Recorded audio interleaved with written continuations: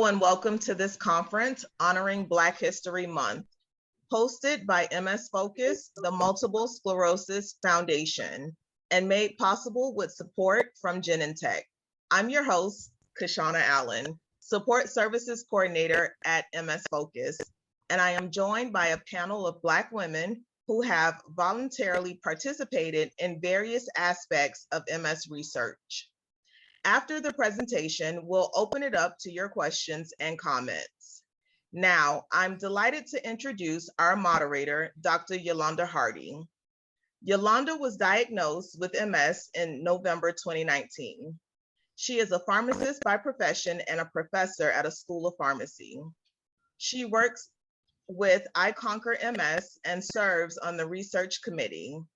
As a person living with MS with a healthcare background, she is in a unique position to advocate for the patient while understanding research methodology, study design, pharmacotherapeutics, and pathophysiology of the disease. Additionally, as a person of color and as someone who has worked in many diverse communities, culturally and economically, she believes that her experiences can bring different perspectives to the table when it comes to barriers and challenges to recruiting people of color to research studies. In her free time, she enjoys cooking, reading, and dancing. We're so pleased to have you with us today, Dr. Hardy, and I'm going to turn it over to you to introduce the panelists. Thank you, Kashana, for the wonderful introduction.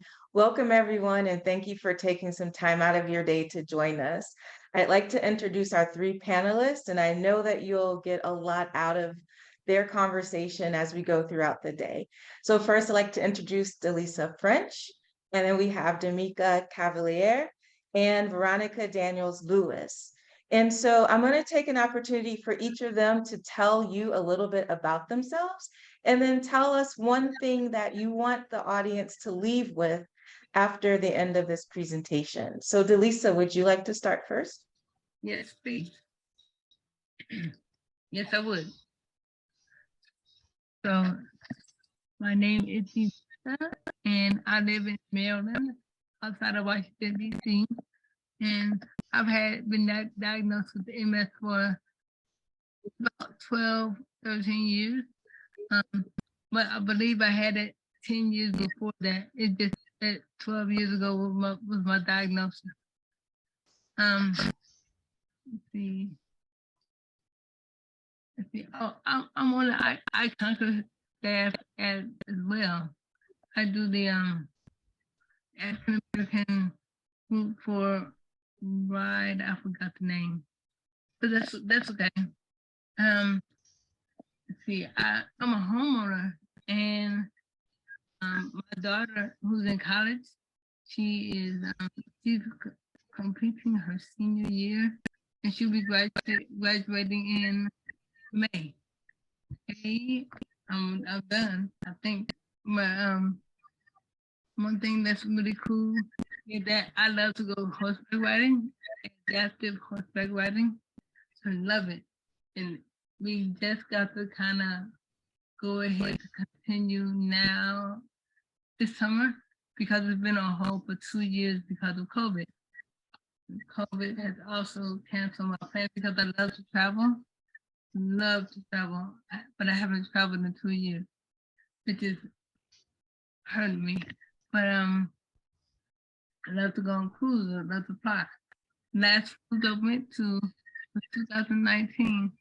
It was for a cause from the MS Foundation, which is lovely. And that's about it. All right, thank you, Lisa. Dimika. Hi, everyone. My name is Dimika Cavalier. I was diagnosed with MS in October of 2019. I am co-chair of the steering committee for the Right Council at I Conquer MS. I enjoy gardening, which is something new that I have discovered that I enjoy doing after my diagnosis. diagnosis. As many of you probably have discovered new talents that you have after your diagnosis. And the one thing that was exciting that I did when I turned 40 was I went skydiving. And so I am looking forward to doing that again one day, as you know, my symptoms permit. So that's one exciting fun fact about me. And I'm just looking forward to sharing my experiences with research, and I hope to answer any questions that you all may have. Awesome. Thank you. Skydiving, that's great. I think I would be Yeah, afraid. it was. And Veronica. Hi there. I'm Veronica Daniels-Lewis. Thank you guys so much for having me. I was diagnosed with MS in 1996. I've been living with MS for over 27 years, navigating these waters that are up and down, up and down. I have used my time living with MS on this journey to educate people, new people living with MS, on how to live a wonderful life, even though you've been diagnosed with something that's unpredictable. You still can live a good life. I'm very active as far as sports orientated. I come from a sports orientated family. I travel a lot. My oldest son works for an entertainment sports company overseas. So I've had several times to visit with him and doing his research. And my second son actually took a position overseas too, as a fitness wellness coordinator with a basketball academy. So I'm excited. Probably won't be able to get to go see him because he's in Iceland, and that may not be good for me. So, but I had to, one thing I want to let people know that, you know, you have to make some adjustments in life. And I came from a basketball family, so it was a lot of adjustments I had to make in order to still participate and still be involved in their lives. But it was able to be done. So it was able to be done. Awesome. So I'm looking Wonderful. forward to answering questions and just, you know, sharing all the information I've learned over my years. Wonderful. Thank you. So I have some questions that I'll use to start the conversation, but definitely for those of you who have joined us online, feel free to submit your questions and we'll also ask those as well. So don't be shy. Go ahead and type in your questions. And as I tell my students, there's no question is a dumb question. So ask your question because chances are if you have that question, other people have that same question. So to start off, can you all, each of you tell me, why did you decide to become interested or involved in participating in research studies? So what made you decide to go into that area of and participating in research? I'll take that question first. I have always had an interest in participating in research, and that goes as far as back as my childhood. In the beginning of my early childhood, I was living with a chronic illness, asthma. Back in the day, I'm finna date myself. Back in the day, that was not a lot of treatment. Back in the early 60s, 70s. And my parents actually got me involved in research because they were really trying to get control over my asthma at that particular time. I had being fortunate to live in a city that had a #1 trauma center that dealt a lot in research. It's actually a research hospital. So I had just the honor of having that. Didn't even know I needed it, but was having that.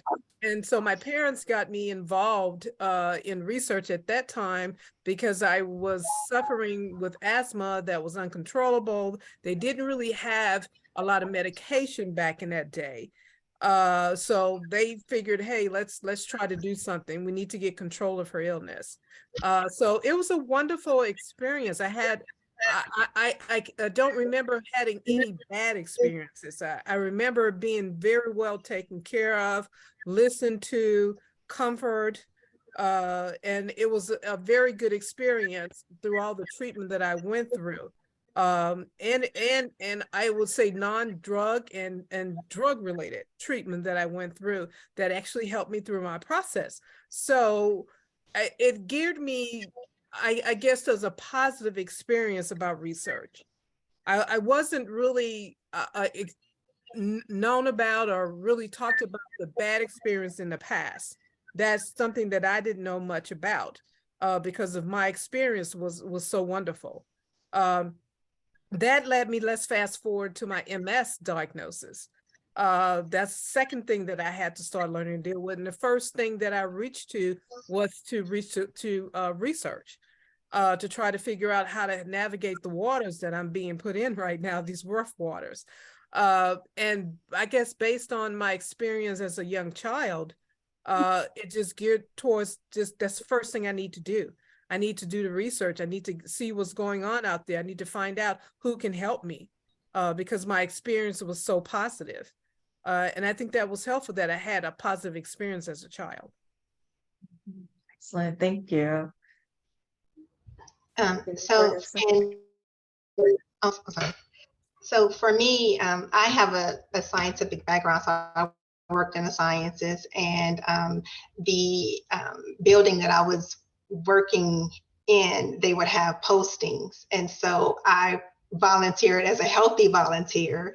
And so that was my initial introduction to research. And so once I was diagnosed with MS, I just started to seek out opportunities to participate as someone who now suffered, with the disease. And that's how I found different things that I would qualify for having an illness.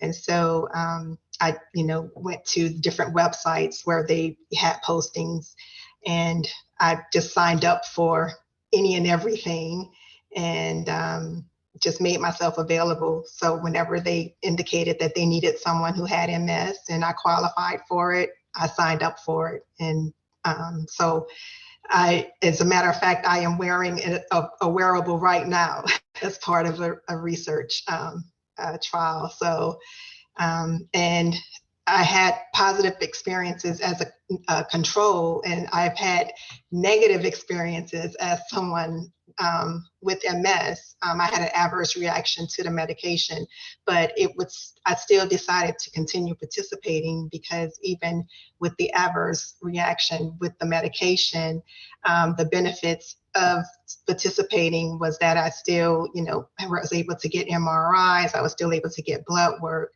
and everything like that. So, for me, even though I had a bad experience, I still found the positives in it because I still get, treatment, So that was my initial introduction to it. And then since I knew about it, I just knew to stay involved now that I have MS.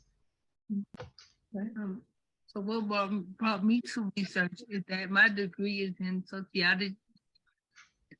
social science. And part of that had to do with research methods. So I always had an interest in research outcomes. And I participated while I was working, but then once I retired, I signed up for everything, just like Dimika just said. Once I retired from my job 5 years ago, I signed up for everything I could, surveys. I only did a pharmaceutical study one time, and that's when I was working. But otherwise, it's been all kinds of surveys, questionnaires. And I have no problem with contributing to that because I see the outcome as I'll see a study, a paper stating that a certain number of people, certain number of people of color have this, do this. I saw where a drug, a new one, was had a better reaction for people of color. And I was part of the information that was taken from me with all the other thousands of millions of people that all contributed to that. And I appreciate that. Thank you. Kashana, do we have any questions from the audience? Not yet. Okay, so each of you mentioned your stories about how you got involved in research. Some of it was because of just that early introduction to research when you were younger, kind of being in the right place in the right time in terms of work environments. What would you recommend for people who want to do research, but they don't know where to go to find out about the projects? Can you give examples of particular websites maybe someone would go to, or if it would be better for them to specifically ask their neurologist about research projects? Where would you direct people to go basically if they wanted to participate? I'll lay on that. I would first say go to or mention it to your neurologist about any research that's coming across their desk. But the second thing I would say is to go to a lot of the organizations like National MS Society. They actually have a list of research studies that are going out there for you to take a look at. And most of the research studies that are out there are being funded by them. So they know the ins and outs of the research study. I will say that would be the first thing to go to. The second thing to go to, even your clinicians, your primary care actually, has information, because I actually visited primary care myself, which is a good friend of mine. He actually ran across some things and he said, hey, I saw this. I think you'd be interested in maybe something that can help you. And it was a nutritional study. So just having that communication with your doctors, I think will be first start. But start with the local organizations. Also belonging to a self-help group. I mentioned earlier, I'm a self-help group leader for people living with MS. And a lot of the researchers contact me to get out information about their studies that are going on, that I'm able to share with my group members. Another website would be I Conquer MS, because sometimes that's one site that you can go to, and actually if there's not a trial out there that if you want certain research ideas, you could actually advocate there for an idea that you don't already see a trial for. So that's a very good website to go to. And they actually have surveys, and that's one way to participate in research that, a lot of people initially think of, they have to participate in drug studies. But their website, they have, you can participate, just by taking a survey, and they have opportunities that way. And if there's something, that's not already available and you want to know, about something, you could actually petition for a researcher to develop a particular trial there on their website.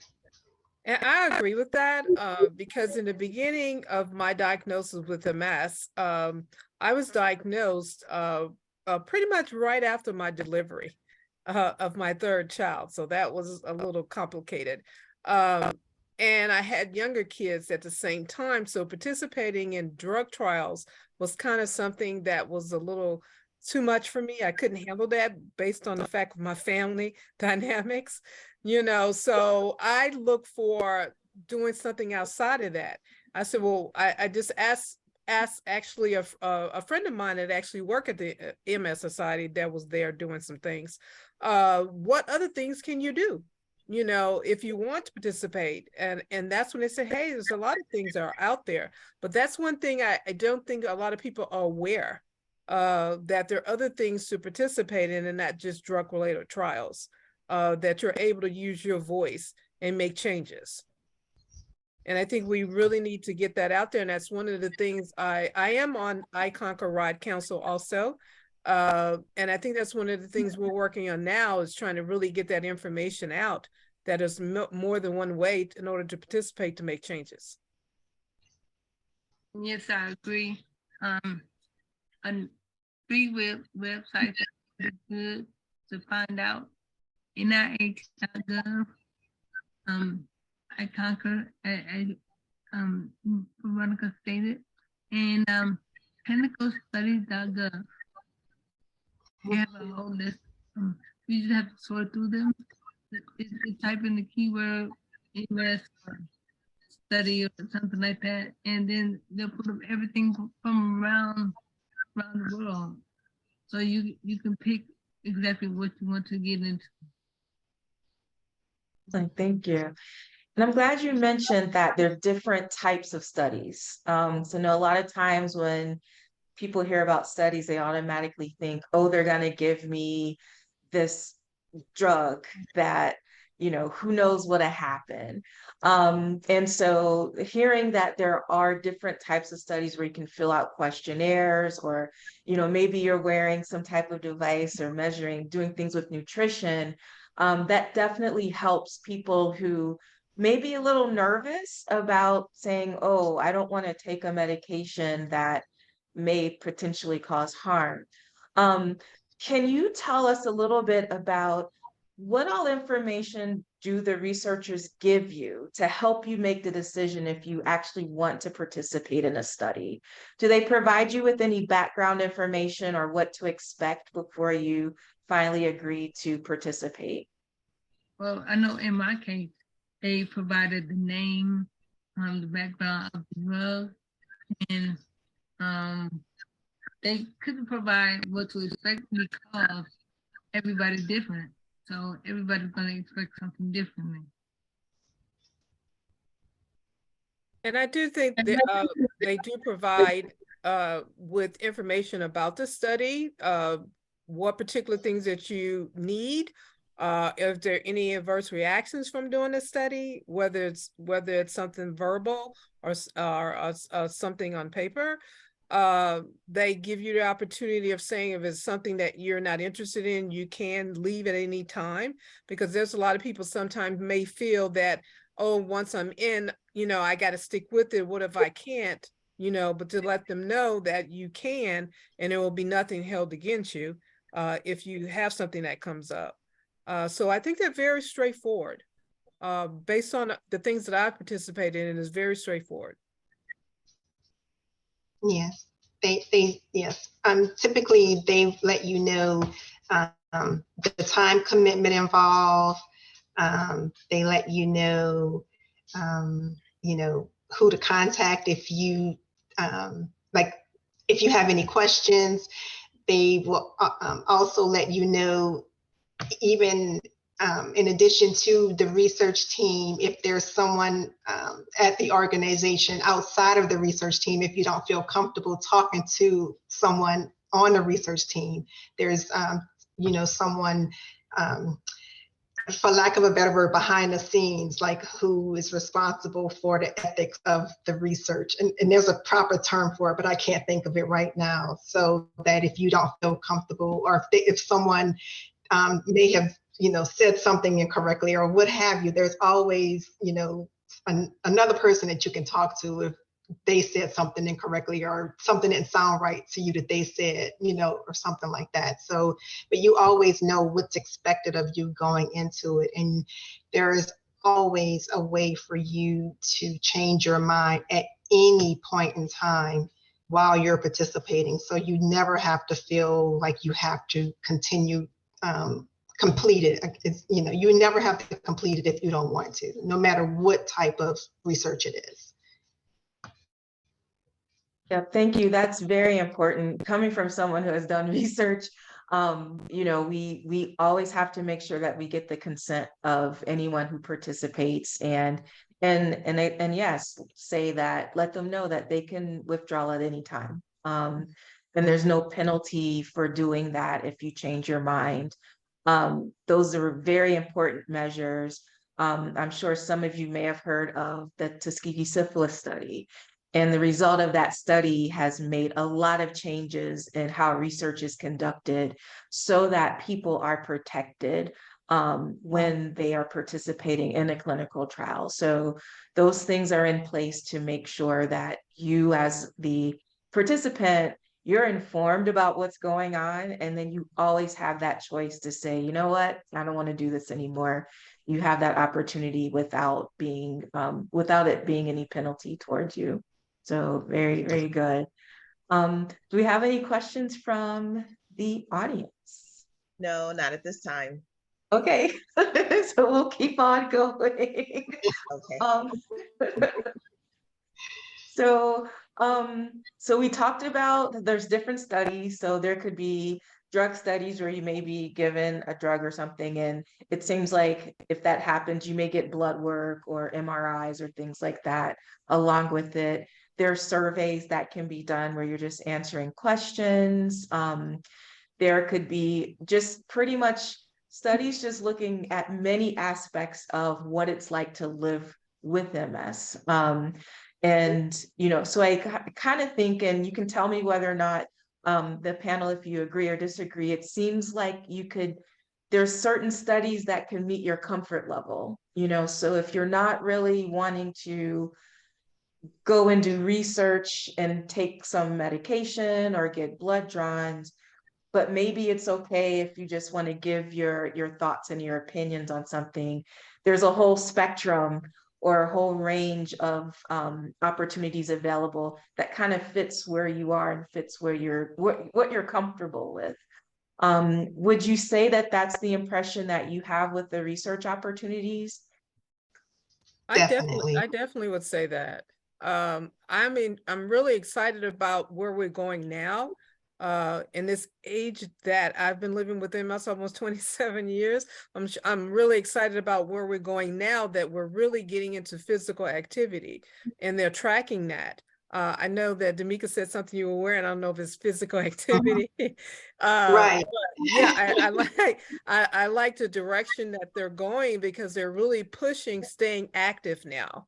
Back 20 years ago, that wasn't something that was really pushed. So I'm really happy that we're going that direction. That there are surveys out there for those athletic people, you know that you can participate and monitor your activity level that's helping your MS to keep you strong. You know, so I'm really happy that we're going that direction. I'm happy that we're going the direction of nutrition now too. That was something that was never on the forefront before, but now that it is, you know, participating in a lot of studies, and I know Dr. Walls is one of them that's unfortunately you have to be in her area. And I've been pushing to try to get that nationwide, you know, but, you know, nutrition wise, to be able to have conversations with people and give them direction in order to change their lifestyle in order to live a better life with MS. So we've made a lot of hurdles. We've jumped over a lot of them and made it. Sounds great. So it looks like we are getting some questions in. So super excited. We have some questions. Yes. All right. So Kate, I think it's more of a comment than a question, but she just wants us to know, just so you know, folks out here listening, smiley face, I am so grateful for this. It's definitely broadened my idea of what is involved in research and what is to be a part of it. It's not just research with drugs or the absence of them in the control group. This opens my eyes for sure. Thank you, Kate. I have Antoinette. Good evening. Well, good evening, Antoinette. Will there be links available? Oh, okay. With the websites provided during the presentation. I'm not sure, but I can table that and answer it for you later, Antoinette. Are there any of the research opportunities geared toward people of color? I'm sorry, what was her question? I completely missed that one. I'm so sorry. So she's asking also, are any of the research opportunities geared toward people of color? Yes, there are. I believe Dr. Williams. Yes, And I think they're looking for a lot of people of color to participate in research, because a lot of people don't realize that when you're developing a drug, you need to have a variety of races included So that way you'll be able to monitor and be able to, I guess, produce the drugs that'll be effective for all of us. Because some drugs do better in different, I guess, races than others. And I don't think a lot of people think about that. So if we have, I guess, participation from all, doctors will be able to pick the right medication or put you on the right plan that's able for you to live your best life. So I think it's so important for everybody to really participate in research so they can get the right data.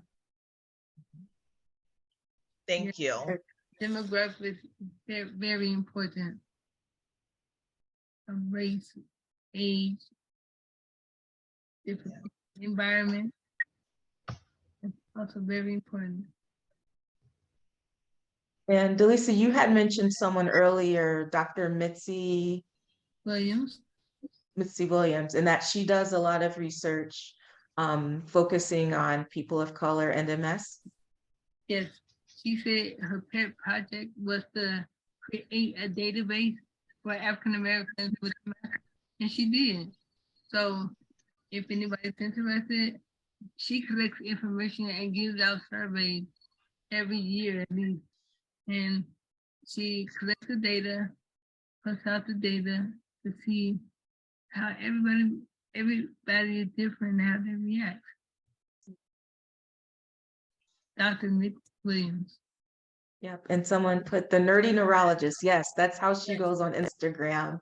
And I believe she has a podcast too, but I don't remember if it's the same name as her Instagram page. And if you Google nerdy neurologist, you'll find everything. And I like where we are now, because we have a lot of neurologists, Black African-American neurologists now that are actually getting out there. I know I live here in the Texas, Houston area, and we have several of neurologists here that is actually getting out in the community to educate and make people feel very comfortable. So I would advise too, if someone wants to know about it, maybe looking in their community to see what person of color that's able to help and give direction. All right, so I have a question from Robert, and Robert would like to know, what are examples of studies that you felt really good about participating in, and what made it a positive experience? Really good. And the one that I did, the oral it was baclofen, and at the time they were testing out the pill for baclofen. It didn't for me, but it worked for somebody because it was approved. I knew it was approved because I met somebody who was taking it, the oral type. So, but for me, I had to I was told I had to discontinue my use of another pill that I use that really helped me a lot. It showed me that what I was taking was helping me a whole lot. So that's my experience.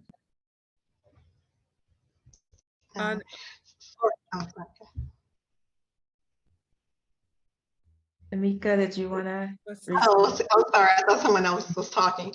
For me, the trials that I participated in at the National Institute of Health, I'm so sorry, have been really good. And they've just, to me, because it's just been so thorough. The staff is great. I just can't say enough good things about it. Like the experience is just phenomenal as far as the testing, the experience and overall. And I've been in 2 separate trials there, And that the one was actually the adverse reaction with the drug one. And even though it was an adverse reaction, they were phenomenal as far as following up. It was just great for me, just because of the testing. And then I just feel like they're my neurologist. Even though I have my neurologist here, I go there and I can just talk to them. And one good thing about participating in research, they love talking about their stuff. And so you can ask them questions and they take the time. So sometimes researchers have time that your regular neurologists don't have time to talk about because they're trying to get you in and out because they have a whole bunch of patients. Sometimes the neurologist in a clinical setting, you're kind of like one of a few patients. So they actually have the time to answer all of your questions and they love talking about what they're doing. So it just seems like you have like more time to get your questions answered. So that's why it's a positive experience for me.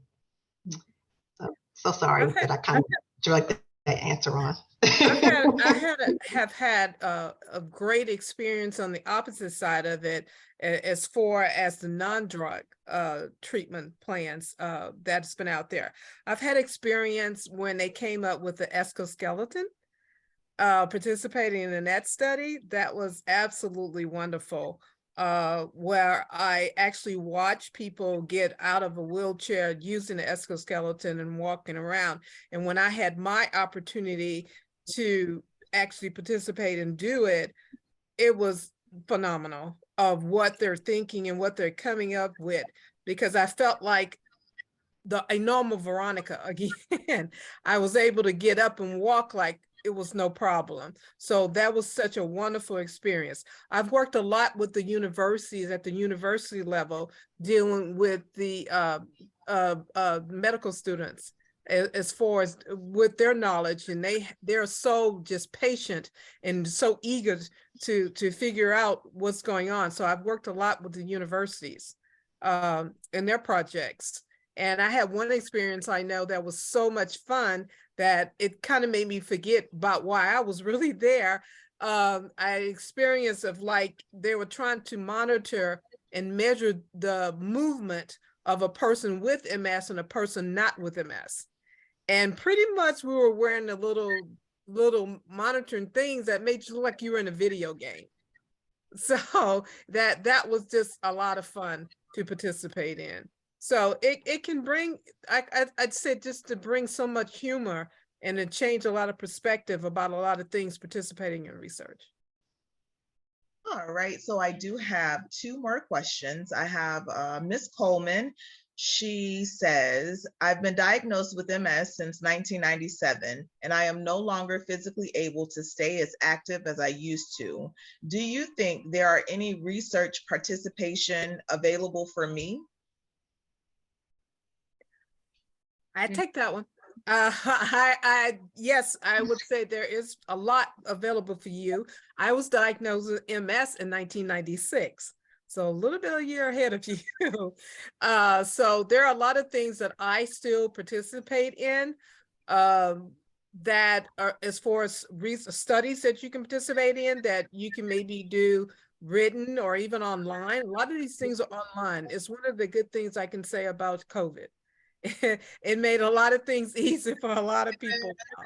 So yes, there are a lot of things that you can participate in. Thank you. And I have a question from Bavia. How do you think your cultural experience has played a role in your participation for research?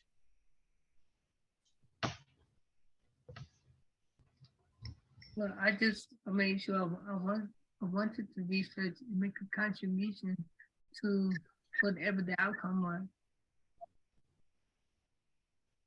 So this is my time for research. I know people talk about the Tuskegee experiment, but that was decades before my even existence. So there have been things that have come to fruition that have been worth it because of research, even though it has included many people of color. that's why I believe that it needs to, we need to contribute so it can be more valid, the outcome. I agree with Delisa. Past history, it was something that was way before my time. It was really never something that was discussed, I would say, in my household.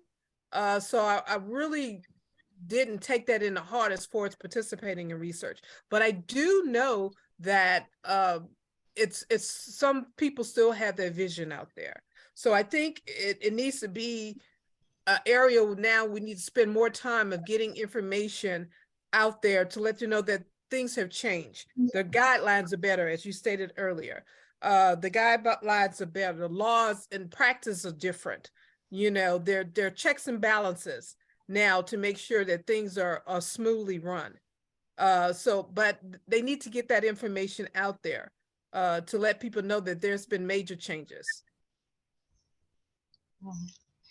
Um, for me, I've considered like the renegade in my family, because every time I would tell my mom or my dad that I was doing something, they were like, "What are you up to now?" But I've just always been like different, and so my mom always tell me, "You need to be careful," you know, when I was doing certain things or what have you. So it was one of those things that was talked about, you know, in my family. But I was always one, like, I'm going to do this regardless, because I always saw the importance of it. And it just because, you know, like I mentioned, my background is in science. It's like I have a degree in biology. So I always knew that I would do certain things because that's just my, you know, inquisitive nature, and that's just my background. So, and even now when I participate in stuff, my husband's just like, "Why are you doing this?" And even my family, like, "Why are you doing this?" And I'm like, somebody has to do it. So, but yeah, so I get backlash from, you know, my family sometimes about some of the things that I do, but my whole thing is somebody has to do it. So I do it because somebody has to. So why not me? Excellent. And I like what you said earlier, Delisa, like this, you're making a contribution. So even if the outcome may not necessarily directly benefit you, just the knowledge that it can help others, your participation in research is helping others, is definitely a great way to give back and to contribute, make a contribution to, you know, to finding a way to manage and cure this disease, as well as any other disease. So I know we're getting almost close to time, but what would you say to someone? What advice would you give to someone who may have listened to you today and they're like, you know, I think I might want to do this, but I'm still a little hesitant or a little scared. What pieces of advice would you give them to help them and encourage them to possibly participate in research in the future? Right. Maybe talk to other people who have done participated in trials or the research. And I look at it like this. I know that some things work and they're working for me because some people have done it before. So they had trials before and they're working for me now. So if it wasn't for them, it would not have been approved. So if it wasn't for me and the other people who participated in the vaccine pill, and it would not have been approved. And the people who I know who take it, who use it, and it works for them, they know now that it works for them. I think it's so important for people to participate in research so that the medical professionals can get a clear idea or a clear data to see what medication to provide to you that's most effective in order to manage your illness. research before it has developed so many different drugs and so many different treatments. And in order to get it appropriate for each and every one of us, we need to have people of all races participate. And that's so important to do, to get us to the end of ending this disease as soon as possible. So again, participating is so important.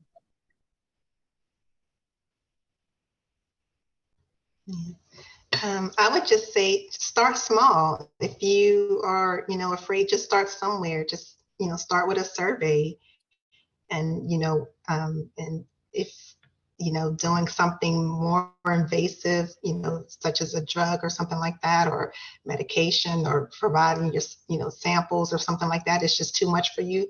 Just start with a survey. Just use your voice, use your time that way. Yes. So it doesn't always have to be a drug trial. You can just take a survey. Excellent. So do we have any other questions from the audience? Well, I don't have any on my screen, but I do have a lovely script here just in case anyone's listening. So now we're ready for questions. If you have a question or a comment, you can ask it using the Q&A button in the app, which also allows you to send your question anonymously if you choose, or you can ask your question live by raising your hand. To do so, click the raise hand button or press *9 if you're on the phone. I'll call on you and you will be able to unmute to ask your question. But I currently don't have any more questions unless someone's listening on the phone. Well, we can continue our chat, and then if people do have questions, then they can jump in. So I think I'll call this part like the freestyle part, where if there anything that we haven't really discussed that you really want to leave with the audience about either your experience with research, why it's important, just the impact that you feel like it has, or anything else that you'd want to leave with the audience about your experiences living with MS and participating in research, I would say we can kind of open the floor up now for you to kind of say what you want. Okay, do it freestyle. Okay, I said I have participated in MS research as far as surveys in the pharmaceutical trial. But before that, I just remember that for 15 years, participated in interviews. It was NIH sponsored through George Mason University, and I completely forgot that I did that. But they would call me every so often just to check up on me, see how I'm going in school from elementary school to high school, and I don't know the outcome directly, but I'm sure they collected the data for presentation or anything. I'm sure they collected that data for a reason, because they followed me for 15 years. There's something that I just thought about too. As I said, I participated in a lot of university resources, research projects. There are a mailing list that you can actually get on in your community. If there are health professional schools, they have research lists that you can get on that they can let you know what research projects that are happening or what's going on with the students at the university. So that's another area that you can contact and get on their research list, and they can actually call you and let you know what trials or what surveys or whatever that's going on out there. So that's something I wanted to share with you guys. But I also wanted to leave to let everybody know that the power research has helped groundbreaking treatments. So let's not forget, we need to participate. I mean, there's so many things that they have cured or helped in the past because they had people that volunteered to take part. So we need to increase enthusiasm and trust in the community. so that this can continue. And we need to, like I said, just kind of put a die on the mistrust. And that is something that happened previously. But communication with people in the trials can help eliminate that. And I think there's several things that can really actually help with that. It's communicating better, educating people on the trial that's going on. Checking in with you when you're in the trial to make sure that you are comfortable. You know, just actually having that touch could actually just change a lot of minds of people participating in research, because there's definitely a power in research. I have a comment and I have a question. Takara says, "Thank you, ladies. See you at the next RIDE Council meetup." Hi, Takara. Oh, Takara, you're popular. And Anonymous, what are some questions you feel should be asked as a research participant before signing up? I'll take that. I would ask, how long is the research study going to be going on? I would ask how much of a time commitment. I would ask, is it in something that I would have to do online, or if it's something I would have to do in person? Once again, we talked about whether or not you have time to stay in it, or if you can leave at any time. I would make sure that that is being stated. I would ask about how many people are in the study, because I always want to know where it is, what location that it is.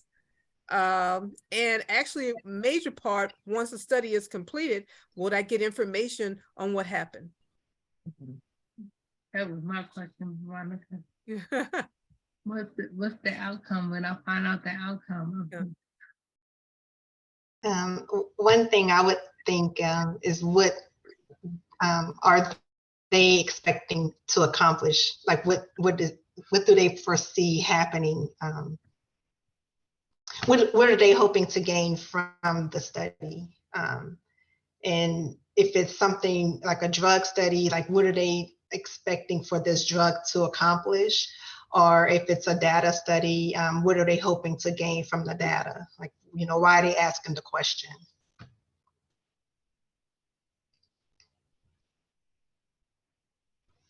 Excellent responses. Thank you. Okay. Dr. Hardy, do we have any more questions on your side?